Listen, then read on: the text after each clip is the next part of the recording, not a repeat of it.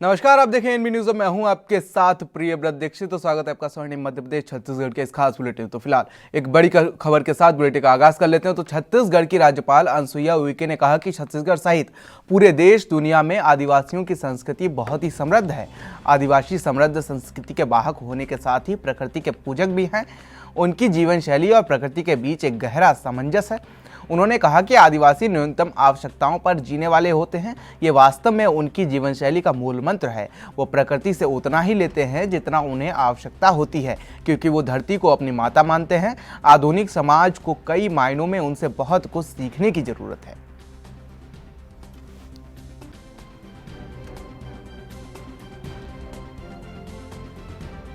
आपको बता दें कि छत्तीसगढ़ की राज्यपाल अनुसुईया उइके ने आदिवासियों को लेकर एक बयान दिया है। उन्होंने कहा, आदिवासी प्रकृति से उतना ही लेते हैं जितना उन्हें ज़रूरत होता है। साथ ही उन्होंने ये भी कहा कि उनसे हमें बहुत कुछ सीखने की ज़रूरत है। साथ ही आदिवासियों को लेकर राज्यपाल का बयान सामने आया है। साथ ही आपको बता दें कि छत्तीसगढ़ के रायपुर में एक आयोजन किया जा रहा है जो आदिवासी नृत्य महोत्सव के रूप में देखा जा रहा है। साथ ही उसी को लेकर आज छत्तीसगढ़ की राज्यपाल अनुसुईया उइके ने एक बयान दिया है। कहा कि आदिवासियों की संस्कृति जो है वो बहुत ही समृद्ध है। साथ ही आदिवासियों को लेकर उन्होंने एक बयान दिया है जिसमें उन्होंने कहा कि आदिवासियों से हमें बहुत कुछ सीखने की आवश्यकता भी है। तो वहीं बीजेपी के प्रदेश अध्यक्ष विष्णुदेव साय, वरिष्ठ नेता नंद कुमार साय, प्रदेश बीजेपी संगठन मंत्री पवन साय और अपूर्व सांसद अभिषेक सिंह आज कवर्धा के प्रवास पर रहे, जहां पर बीजेपी नेताओं ने कवर्धा जेल जाकर भाजयुमो के पूर्व प्रदेश अध्यक्ष और प्रदेश बीजेपी के मंत्री विजय शर्मा समेत सभी बंदी बीजेपी नेताओं और कार्यकर्ताओं से मुलाकात की। साथ ही बता दें आपको, उसके बाद सभी नेता बंदी नेताओं से परिजनों से भी मिले। और बाद में बता दें आपको कि कवर्धा की सांप्रदायिक हिंसा के बाद इन सभी की गिरफ्तारी की गई थी।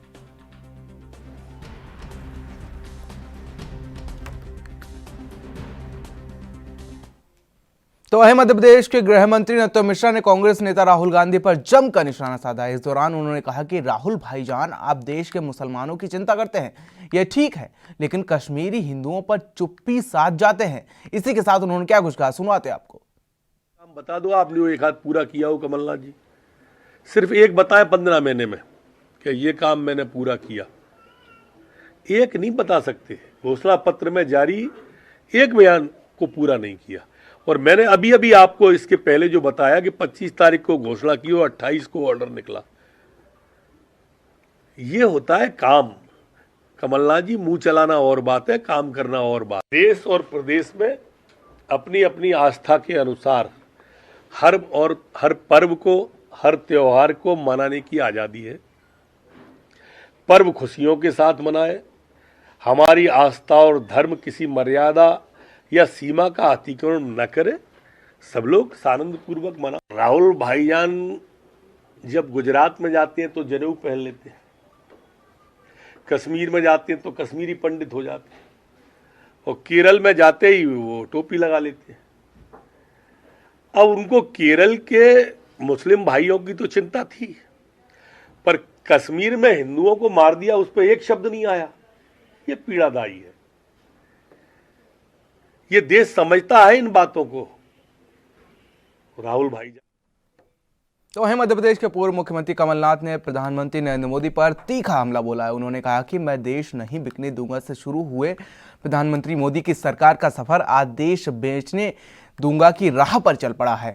पूर्व सीएम ने कहा कि मोदी जी पूछते हैं कि कांग्रेस ने 70 सालों में क्या किया, लेकिन पूरा देश जानता है कि मोदी सरकार जिन कंपनियों को बेच रही है वो सभी कंपनियां कांग्रेस सरकार ने खड़ी की थी। मैं देश नहीं बिकने दूंगा से शुरू हुआ मोदी सरकार का सफर आज देश में कुछ नहीं बचने दूंगा की राह पर चल पड़ा है। मोदी पूछते हैं कि कांग्रेस ने 70 सालों में क्या किया। आज पूरा देश जानता है कि मोदी सरकार जिन कंपनियों को बेच रही है। तो वहीं मध्य प्रदेश के पूर्व खेल मंत्री और कांग्रेस नेता जीतू पटवारी ने बीजेपी और सूबे के मुख्यमंत्री शिवराज सिंह चौहान पर निशाना साधा है। उन्होंने कहा कि मुख्यमंत्री जी, खाद की कमी को लेकर अशोकनगर में जहर खाकर एक किसान ने आत्महत्या कर ली है। ऐसे हालात पूरे प्रदेश में हैं। उन्होंने आरोप लगाया कि खाद की कालाबाजारी चरम सीमा पर है, जिसमें बीजेपी से जुड़े लोग शामिल हैं। उन्होंने सीएम शिवराज सिंह से कहा कि आप खुद को किसान का बेटा कहते हैं तो फिर उनका दर्द आप क्यों नहीं समझते? इंदरगढ़ के गोदाम के बाहर रात भर से किसान बैठे रहे, रात भर, और 80 साल 70 साल 60 साल के किसान बैठे रहे, महिलाएं बैठी रही, बच्चे बैठे रहे, और व्यापारियों का खाद को लेकर कालाबाजारी का पीछे के रास्ते से काम चलता रहा। क्यों? ये आपको बताना पड़ेगा मुख्यमंत्री जी कि 3 घंटे तक अशोकनगर में चक्का जाम चलता रहा, अधिकारियों के साथ धक्का मुक्की होती रही। मेरे प्रदेश का कृषि मंत्री देश का कृषि मंत्री है, मेरे प्रदेश का सांसद देश का कृषि मंत्री है। तो है मध्य प्रदेश के मुख्यमंत्री शिवराज सिंह चौहान ने रैगांव विधानसभा सीट से बीजेपी उम्मीदवार प्रतिमा बागड़ी पर तंज कसने के मामले में कांग्रेस को आड़े हाथों लिया है। इस दौरान उन्होंने कहा कि कांग्रेस उपचुनाव के कारण बौखला गई है। इसी के साथ उन्होंने क्या कुछ कहा, सुनवाते हैं आपको। उपचुनाव में कांग्रेस बौखलाई हुई है और बहुत निम्न स्तर पर उतर आई है। अनैतिक साधनों का इस्तेमाल तो करती है, ताकि अनैतिकता की पराकाष्ठा कर दी।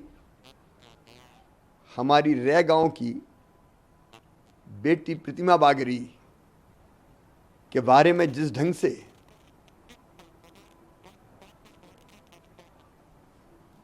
जो हरकत की गई है वो पूरे समाज को लज्जित करने वाली होती है। क्या किसी बेटी जो चुनाव में उम्मीदवार बन गई उसके खिलाफ अशोभनीय ऐसा व्यवहार किया जाना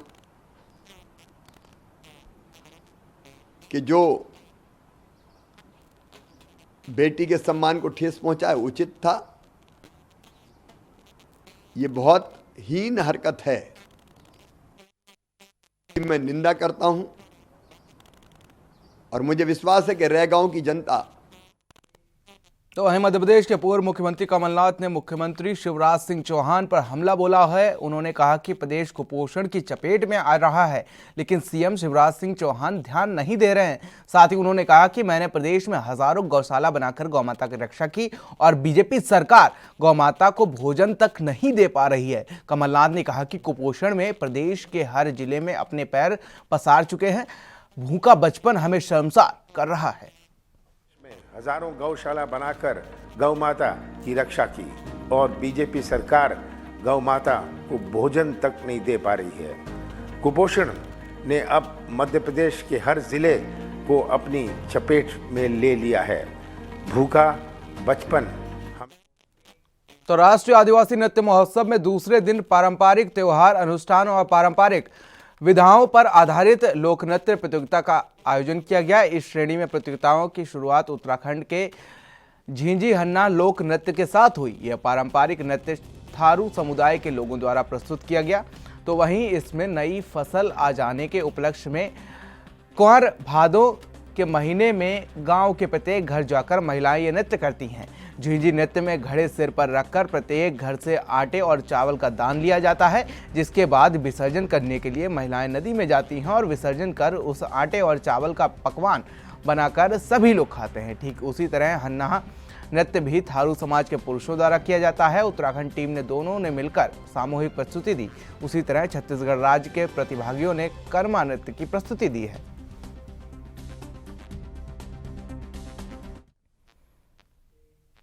तो खबर मध्य प्रदेश के भोपाल से है, जहां पर गृहमंत्री नरोत्तम मिश्रा ने मुख्यमंत्री आवास से भू अधिकार योजना को लेकर जानकारी दी है। उन्होंने कहा कि योजना को लागू कर प्रदेश सरकार गरीब भाई बहनों को जमीन का हक दिलाने वाली देश की पहली सरकार बन गई है। ग्रामीण क्षेत्रों में लागू होने वाली योजना के तहत सरकार परिवार को रहने के लिए निःशुल्क भूखंड उपलब्ध कराने के साथ पट्टा भी देगी।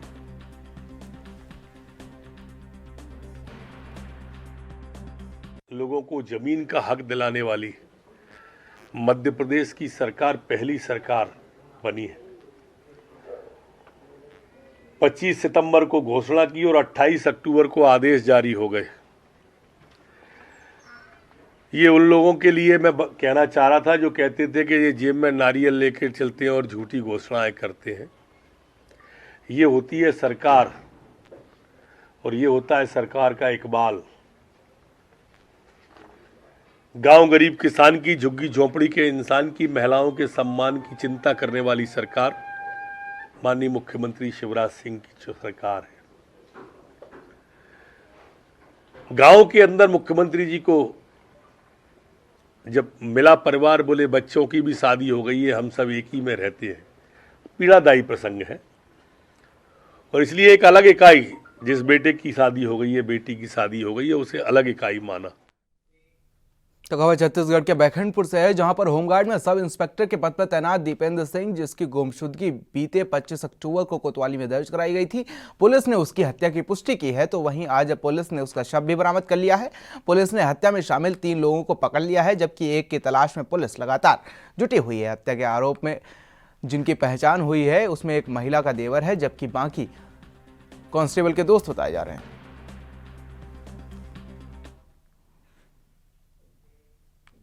तो एक तरफ जहां देश के प्रधानमंत्री नरेंद्र मोदी और मध्य प्रदेश के मुख्यमंत्री शिवराज सिंह चौहान स्वच्छता अभियान को लेकर जोर दे रहे हैं और शहर और गांव को साफ स्वस्थ बनाने के लिए भले ही सरकार लाखों रुपए खर्च कर रही हो, लेकिन बेटमा क्षेत्र की सलमपुर ग्राम पंचायत में ग्रिड रोड पर गंदगी का अंबार लगा हुआ है, जो स्वच्छता अभियान को मुंह चिढ़ाता नजर आता है। एक तरफ बिजली विभाग कार्यालय है तो वहीं दूसरी तरफ एक छात्रावास बना हुआ है। दोनों सरकारी कार्यालयों के बीच सड़क पर गंदगी का अंबार लगा हुआ है, जहां पर बिजली विभाग में आने वाले उपभोक्ताओं और बालिकाओं को छात्रावास में जाने वाले बच्चों को गंदगी का सामना करना पड़ता है और साथ ही उसके पास से जाना पड़ता है। तो वहीं निवासियों ने बताया कि गंदगी को लेकर पंचायत में कई बार सूचना दी गई, लेकिन सरपंच और सचिव की मनमानी के चलते यहां पर कूड़ा कचरे का ढेर लगा हुआ है, जिससे मच्छर पनप रहे हैं और बीमारियां फैल रही हैं, जिसका खामियाजा रहवासियों को भुगतना पड़ रहा है। वहीं आने जाने वाले राहगीरों को भी सड़क पर पड़े कचरे के ढेर से गुजरना पड़ता है। अब फिलहाल रुकेंगे छोटे से ब्रेक के लिए। ब्रेक के बाद भी खबरों का सिलसिला लगातार जारी है।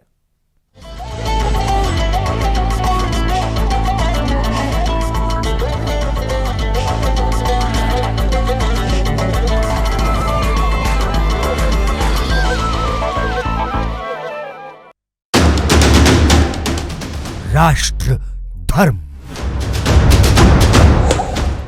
रात 8 बजे सिर्फ ANB न्यूज पर। आमंत्रण है आपको उस धरा का जहां वनों का आंचल लहराता है। आमंत्रण उस अबूझ माड़ का जहां सूर्य किरण का रथ धरती से पहले पेड़ की शाखों पे ठहर जाता है। आमंत्रण उस चित्रकूट का जहां इंद्रावती की गोद में इंद्रधनुष खिलखिलाता है। उत्सव ये अलबेला हमर संस्कृति के मेला, उत्सव ये अलबेला हमर संस्कृति के मेला मेला रे। जम्मो दुनिया के आदिवासी संस्कृति के, जम्मो दुनिया के आदिवासी संस्कृति के जश्न मनाबो नाचबो गाबो, जश्न मनाबो नाचबो गाबो, जोश खुशी से नाम बढ़ाबो रे। प्रकृति के प्रांगण में आइए आदिवासी संस्कृति का उत्सव मनाएं। छत्तीसगढ़ में होने वाले राष्ट्रीय नृत्य महोत्सव में देखिए भारत के आदिवासी नृत्य की छटाएं।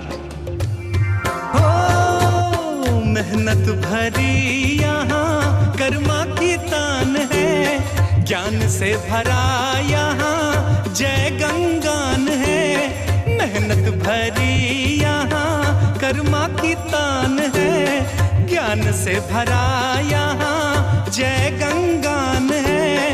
परब और सैला मन को लुभाते हैं, मांदर और झांझ आपको बुलाते हैं, मांदर और झांझ आपको बुलाते हैं। 28, 29 और 30 अक्टूबर को होने वाले आदिवासी नृत्य महोत्सव के लिए आप सभी को छत्तीसगढ़ सरकार का स्नेहिल आमंत्रण।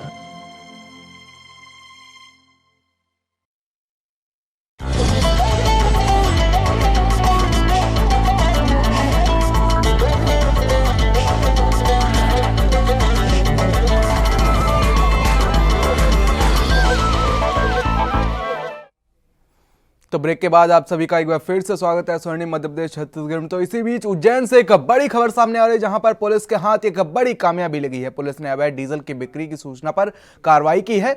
उन्हेल रोड पर साईं कृपा ढाबे के पर नगदा एसडीओपी मनोज रत्नाकर को अवैध डीजल की बिक्री और भंडारण की सूचना प्राप्त हुई थी, जिस पर नगदा उन्हेल पुलिस और खाद्य आपूर्ति विभाग ने संयुक्त रूप से कार्रवाई करते हुए एक पानी के टैंकर में लगभग 2000 जो कि अवैध रूप से डीजल भंडारित किया गया था, जिसे जब्त कर लिया गया। वहीं मारुति कार से भी लगभग 200 से अधिक लीटर बेचा हुआ अवैध डीजल जब्त किया गया है। जब्त किए गए डीजल टैंकर और मारुति कार को उन्हेल थाने लाया गया, जहां पर ढाबा संचालक और कर्मचारियों से पूछताछ करने के बाद खाद्य अधिकारियों ने एक प्रतिवेदन बनाया है, जिसे जिला कलेक्टर को सौंपा जाएगा। ये उन्हेल के पास में साईं कृपा ढाबा है। वहाँ इससे सूचना मिली है कि कोई अवैध रूप से जो है वाहनों के ईंधन का क्रय विक्रय स्टोरेज किया जा रहा है। तो उन्हेल पुलिस के साथ खाद्य विभाग के अधिकारियों द्वारा जांच की गई और इसमें जो है एक टैंकर में 1550 लीटर ईंधन और उससे नोजल और बिजली चलित उसकी जो मोटर है वो वितरण के लिए वो पाई गई। और उसके साथ एक मारुति इको, उसमें 200 लीटर के करीब वही ईंधन जो है ले जाते हुए उसको पकड़ा गया। दोनों चीज़ों के उसमें सैंपल ले लिए गए हैं, जब्त कर लिया गया दोनों वाहन, और आगे की कार्रवाई के लिए कलेक्टर महोदय के पास प्रकरण भेजा जाएगा। सर, इस रोड पर लगातार इस तरह के अवैध जो है पेट्रोलियम पदार्थ का विक्रय होता रहा है, अभी तक प्रशासन क्यों नहीं इन पर सख्त कार्रवाई कर पा रही है? नहीं, प्रशासन के ध्यान में जैसे ही जो चीज़ आती है बराबर करते हैं। भ्रमण में भी जो इस तरह की अगर कहीं स्थिति पाई जाती है तो हम तत्काल जांच करें।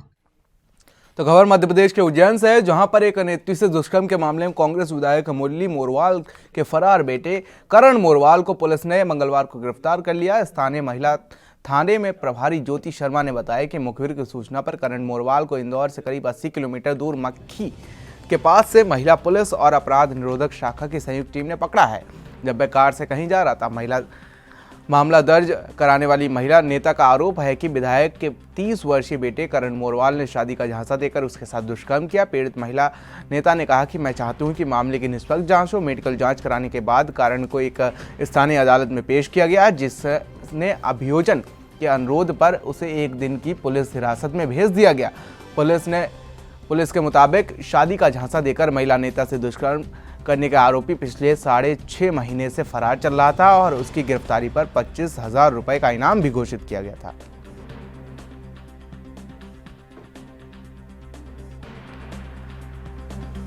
करण मोरवाल की गिरफ्तारी के बाद कल उसे न्यायालय में प्रस्तुत किया गया था। न्यायालय द्वारा उसको 1 दिन का रिमांड दिया गया था।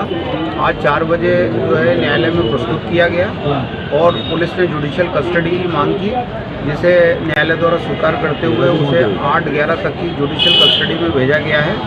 इस मामले में करीब विवेचना पूर्ण हो चुकी है, क्योंकि पूर्व में पुलिस द्वारा करण मोरवाल को फरार डिक्लेयर करने के संबंध में न्यायालय में कार्रवाई की गई थी और न्यायालय वास्तविक तथ्यों को छुपा करके न्यायालय से आदेश प्राप्त कर लिया गया था। इस मामले में जो अधीनस्थ न्यायालय ने जो आदेश फरारी का आदेश जो पारित किया था, उसको जो माननीय उच्च न्यायालय में चुनौती दी गई थी हमारे द्वारा, और माननीय उच्च न्यायालय द्वारा हमारी याचिका को स्वीकार करते हुए। तो खबर मंडला से है, जहां पर बहुचर्चित अभिषेक ज्योतिषी हत्याकांड के बाद पुलिस एक्शन में आ गई है। इसके तहत पुलिस ने बस स्टैंड में अवैध शराब बिक्री के खिलाफ कार्रवाई की है। दरअसल पुलिस को लगातार सूचना मिल रही थी कि बस स्टैंड स्थित अंडे की दुकान में शराब बेची जा रही है, और इसके बाद पुलिस जब भी कार्रवाई करने जाती तो दुकानदार शराब की बोतलें छुपा देता था। लेकिन हालांकि इस बार पुलिसकर्मी सादे कपड़ों में गए और शराब मांगी, जिसके बाद दुकानदार ने बाल्टी से शराब की बोतलें निकाली और देने लगा। इतने में पुलिस ने उसे धर दबोचा। फिलहाल पुलिस ने उसके पास से देसी विदेशी शराब की बोतलें बरामद की हैं। तो खबर मध्य प्रदेश के उज्जैन से है, जहां पर आपको बता दें कि जहां शहर में ऑटो डील व्यापारी, 4 व्हीलर व्यापारी बिक्री के नाम पर सरकार को टैक्स में चूना लगाते नजर आ रहे हैं। 330 वाहनों की जांच में मध्य प्रदेश के परिवहन टैक्स नहीं चुकाने का खुलासा हुआ है। आशंका है कि 50 लाख से 1 करोड़ तक की टैक्स की चोरी की गई है। इसी तरह 10 वाहनों के चेचिस से भी छेड़छाड़ की गई है। इन वाहनों को जब्त कर लिया गया है। एएसपी रविंद्र शर्मा ने बताया कि 27 सितंबर को 8 टीमों ने सेकेंड हैंड 4 व्हीलर डीलरों की कार्रवाई की थी, जहां से करीब 340 गाड़ियों को दस्तावेज खंगाले गए थे और इनमें बड़ी गड़बड़ी मिली थी। 330 गाड़ियों में टैक्स की चोरी मिली है। इन गाड़ियों में लिस्ट आरटीओ को दे दी गई है।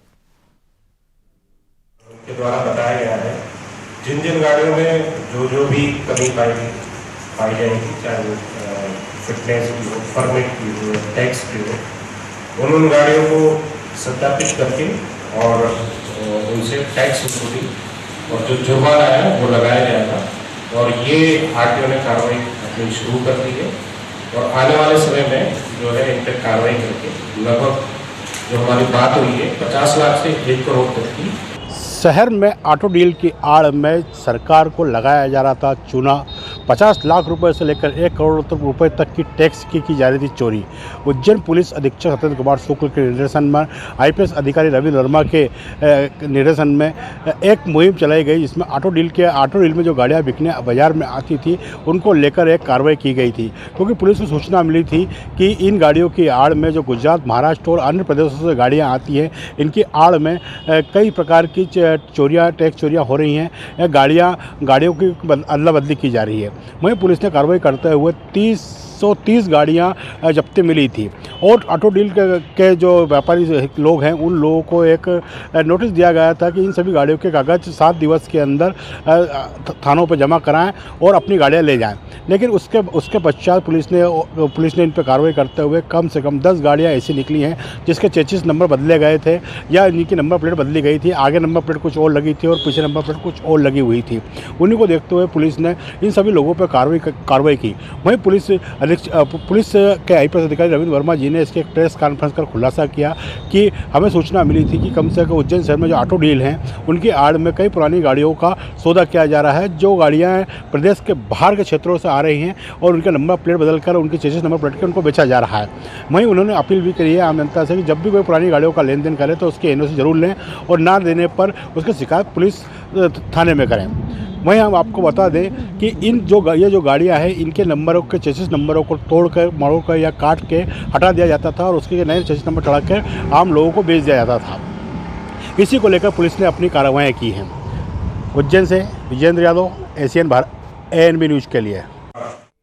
तो खबर मध्य प्रदेश के सतना से है, जहां पर बीजेपी सांसद गणेश सिंह पर आदर्श आचार संहिता का उल्लंघन करने का मामला दर्ज किया गया है। उन पर उपचुनाव वाले रैगांव विधानसभा क्षेत्र में चुनाव आचार संहिता के उल्लंघन का आरोप लगा है। कांग्रेस ने बीजेपी सांसद के खिलाफ शिकायत की थी। लोक स्वास्थ्य यांत्रिकी विभाग के PHI शेखर सेन द्वारा दर्ज कराई गई FIR में गणेश सिंह पर आरोप है कि उन्होंने विधानसभा उपनिर्वाचन रैगांव में चुनावी प्रचार सीमा समाप्त हो जाने के बाद भी उपस्थित रहकर चुनाव आचार संहिता का उल्लंघन किया। दरअसल कल करीब 1:30 बजे सतना सांसद गणेश सिंह, उनका PA राहुल सिंह और शैलेंद्र सिंह रैगांव विधानसभा क्षेत्र में सिद्धपुरा में संजय मिश्रा के घर पाए गए थे, जिस पर कांग्रेस प्रत्याशी कल्पना वर्मा ने वहां पहुंचकर आपत्ति जताई थी। लेकिन प्रत्याशी कल्पना वर्मा ने गणेश सिंह को वहां से चले जाने के लिए भी कहा था, लेकिन गणेश सिंह ने उनसे काफी बहस की और उसके बाद वहां से चले गए। बीजेपी सांसद गणेश सिंह के खिलाफ लोक प्रतिनिधित्व अधिनियम की धारा 126 के तहत उन पर मामला दर्ज कर लिया गया है।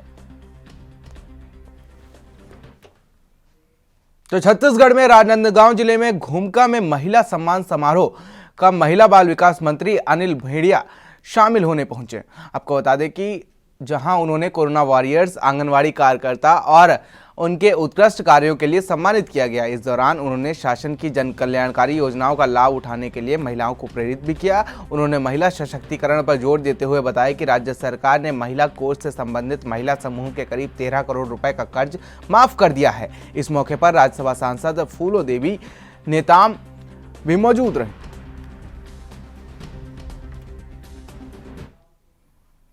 नगरीय प्रशासन और विकास मंत्री डॉक्टर शिव कुमार डहरिया ने बलौदाबाजार शहर के विकास के लिए 3 करोड़ रुपए देने की घोषणा की है। डॉक्टर डहरिया ने बलौदाबाजार में करीब 6.5 करोड़ रुपए के विकास कार्यों को लोकार्पण और भूमि पूजन करने के बाद आयोजित सभा को संबोधित किया। इस दौरान उन्होंने मराव पटेल समाज के सामुदायिक भवन और पेंशनर समाज के भवन निर्माण के लिए 10-10 लाख रुपए देने का ऐलान भी किया है। इस मौके पर मंत्री डहरिया ने कहा कि CM भूपेश बघेल के नेतृत्व में राज्य में विगत करीब 3 वर्षों में सर्वांगीण विकास हुआ है। साथ ही नगरीय क्षेत्रों के विकास के लिए धनराशि की कोई कमी नहीं है। साथ ही उन्होंने कहा कि पिछले चुनाव के समय में की गई पार्टी की 36 घोषणाओं में से 24 घोषणाएं अभी तक पूरी की जा चुकी हैं। तो खबरों में फिलहाल इतना ही। देश और दुनिया की तमाम छोटी बड़ी खबरों के लिए बने रहिए एनबी न्यूज के साथ। नमस्कार।